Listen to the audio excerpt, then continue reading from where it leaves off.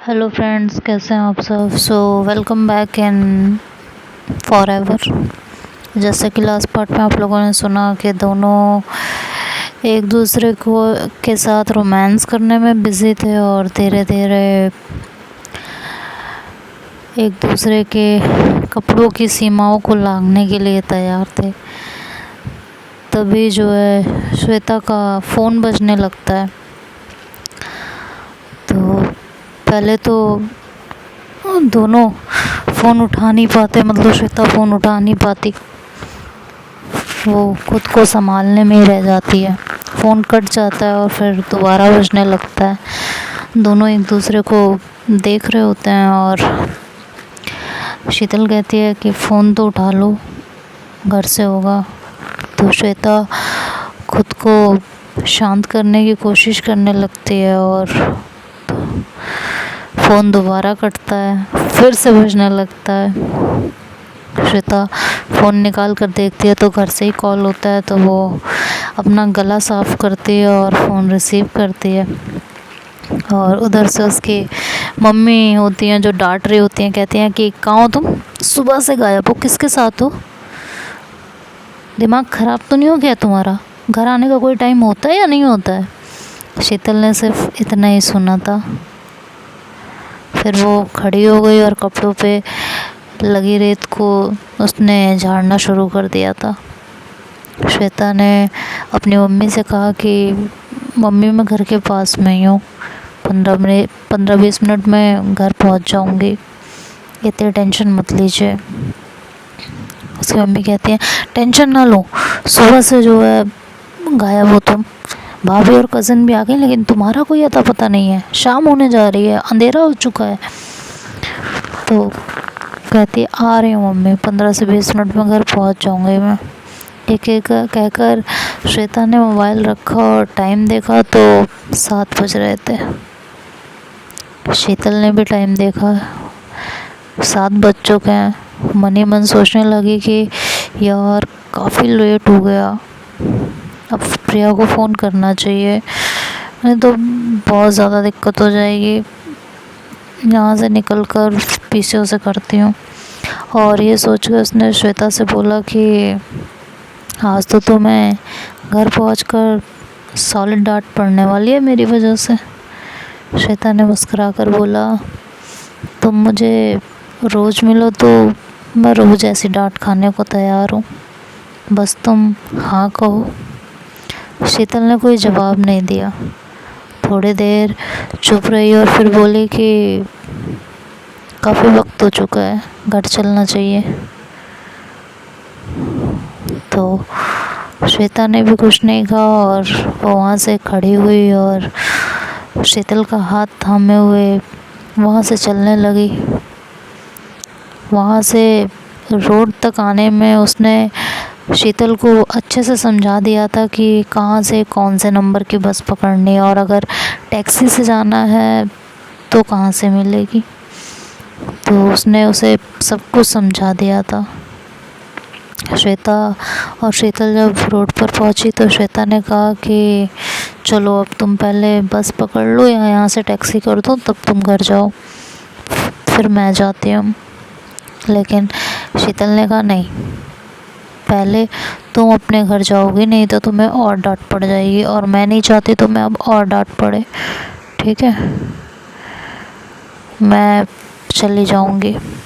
तभी टैक्सी आई तो शीतल ने टैक्सी रोकी और श्वेता से कहा कि जाओ पहले घर जाओ उसके बाद, ओके। और इससे ज़्यादा मैं कुछ नहीं सुनना चाहती हूँ, चलो।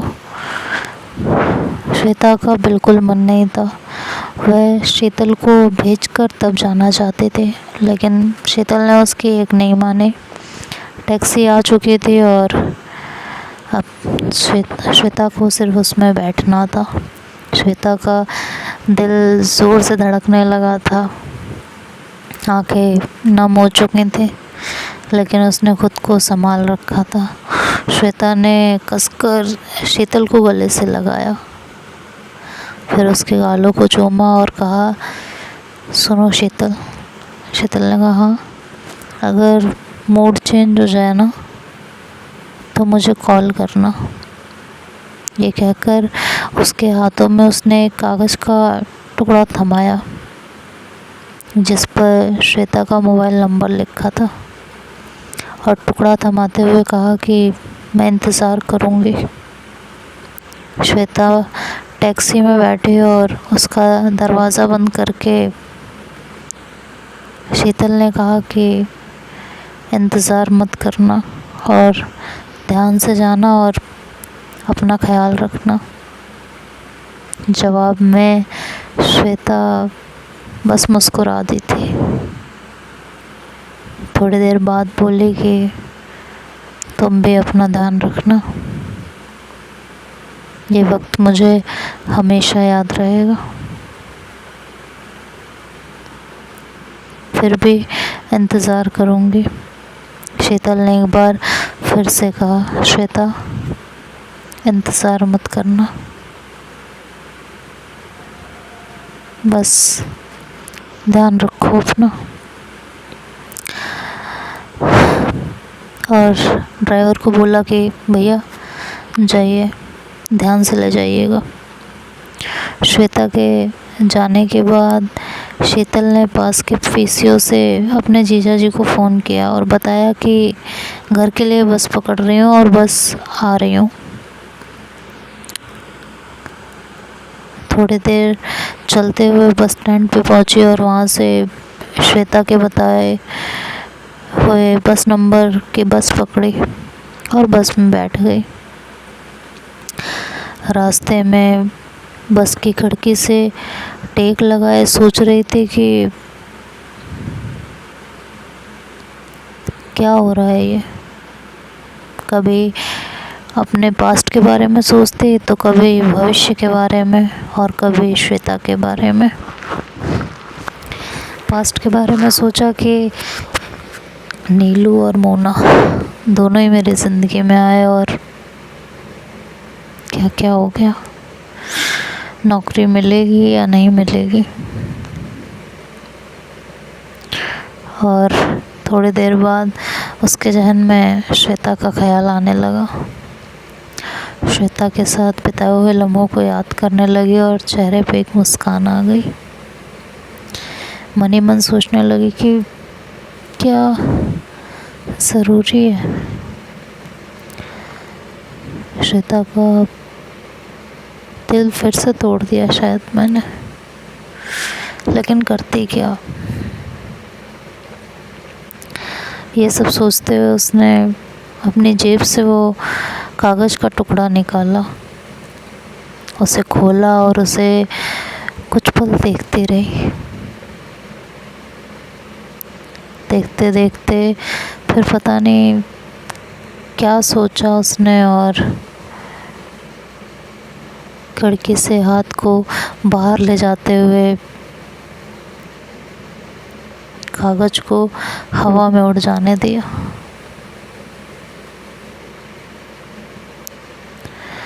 और उड़ने के बाद मन ही मन सोचने लगी कि थोड़ी देर पहले जो कुछ हुआ उसके बाद शायद मैं श्वेता से और नहीं मिल पाऊँगी और नहीं मिल सकती मैं उससे अब। और अगर एक बार श्वेता के शरीर का स्वाद चख लिया तो दूरी बनानी मुश्किल हो जाएगी और प्यार मुझे अब होगा नहीं। जो होना था हो चुका था, एक ही बार हुआ नीलू से, जितना होना था उसी से हो गया, अब नहीं होगा।